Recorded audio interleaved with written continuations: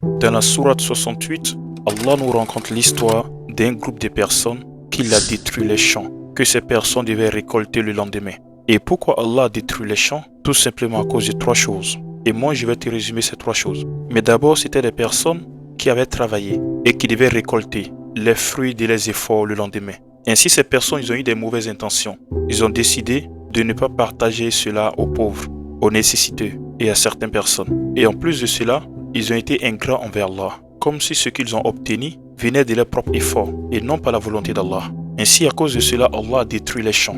Et le lendemain, ces personnes étaient choquées, étonnées et ont su à l'intérieur de eux-mêmes qu'ils étaient ingrats envers Allah et qu'ils ont commis un péché. Ainsi, pourquoi Allah a détruit les champs? Pourquoi Allah a détruit les biens, les richesses? Tout simplement à cause de trois choses. La première, c'est à cause d'un péché. C'est pour ça que le prophète alayhi salam nous dit: ô vous les musulmans, méfiez-vous des péchés, car à cause d'un péché, Allah peut te priver d'un bienfait qu'il avait préparé pour toi. Ainsi, le péché de ces groupes de personnes était d'avoir une mauvaise intention, de ne pas donner aux pauvres ou aux gens qui étaient dans les quartiers. C'est pour ça qu'Allah a détruit cela. La deuxième, pourquoi Allah a détruit les champs, c'est à cause de l'ingratitude. L'ingratitude, c'est de ne pas reconnaître les bienfaits d'Allah. Et ces jardiniers, ces groupes de personnes, ont parlé de telle sorte comme si ce qui a poussé dans leur champ était par leur volonté et non par la volonté d'Allah. Ils pensaient que c'était le fruit de leurs efforts, pensaient que c'était leur intelligence, alors que c'est par la volonté d'Allah qu'ils ont obtenu cela. Et ne pas reconnaître les grâces et les bienfaits d'Allah, c'est d'être ingrat. Ainsi, à cause de l'ingratitude, Allah a détruit les champs. Troisième des choses, ce qui a fait Allah détruire les champs, c'est à cause de l'avarice. Car ils avaient prévu de ne rien donner aux nécessiteux, de ne rien donner aux personnes qui étaient dans les besoins. Ainsi, Allah a détruit les champs. C'est pour te dire, mon ami, si tu ne veux pas que Allah détruise tes biens, évite ces trois choses. La première, ne pas avoir de mauvaises intentions. Parce qu'avoir une mauvaise intention, avoir l'intention de faire le mal souvent, peut faire de telle sorte que Allah va nous priver de ce qu'il a préparé pour nous dans le futur.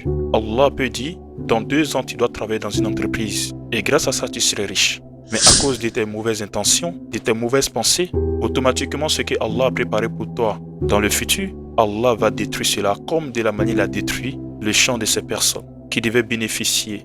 La deuxième, ce que tu dois éviter, c'est l'ingratitude. Lorsque Allah te fait des biens, lorsque tu obtiens quelque chose, c'est vrai physiquement c'est toi tu l'as obtenu, mais en vérité c'est par la grâce d'Allah que tu l'as obtenu. Et penser et dire aux gens que c'est par ta force et ton intelligence que tu as obtenu cela, c'est de l'ingratitude. Et Allah peut t'arracher ce qu'il t'a donné dans un peu de temps. Je vois souvent des personnes sur les réseaux sociaux qui disent: moi j'ai obtenu telle richesse à cause de telle planification, telle stratégie, telle intelligence.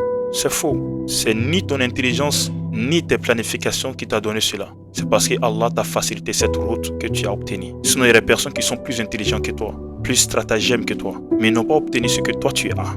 Ainsi, ce n'est ni ta force, ni ton intelligence, ni ta compétence qui va te donner ce que tu as. Mais ce que tu vas obtenir, c'est grâce à Allah d'abord et grâce à certaines de tes compétences que tu vas l'obtenir.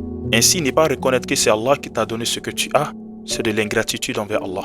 Et Allah risque de te détruire ou de t'arracher ce qu'il t'a donné. Et troisième, ce que tu dois éviter, c'est l'avarice. Parce que si Allah t'a donné et que toi tu refuses de donner aux autres, Allah peut t'arracher. Et l'avarice, c'est pas uniquement sur l'argent. L'avarice peut se faire par connaissance. Tu peux avoir une grande connaissance et tu refuses de donner aux autres. Ça, c'est de l'avarice.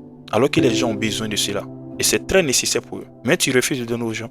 L'avarice, ça peut être la connaissance, ça peut être des bonnes paroles, ça peut être matériel. Ainsi, tu n'as pas le droit d'être avare. Donc, en conclusion, évite 3 choses. Les mauvaises intentions pour faire le péché, l'ingratitude et l'avarice. Ainsi, je vais m'arrêter ici. Et on sera à la prochaine vidéo, Inch'Allah.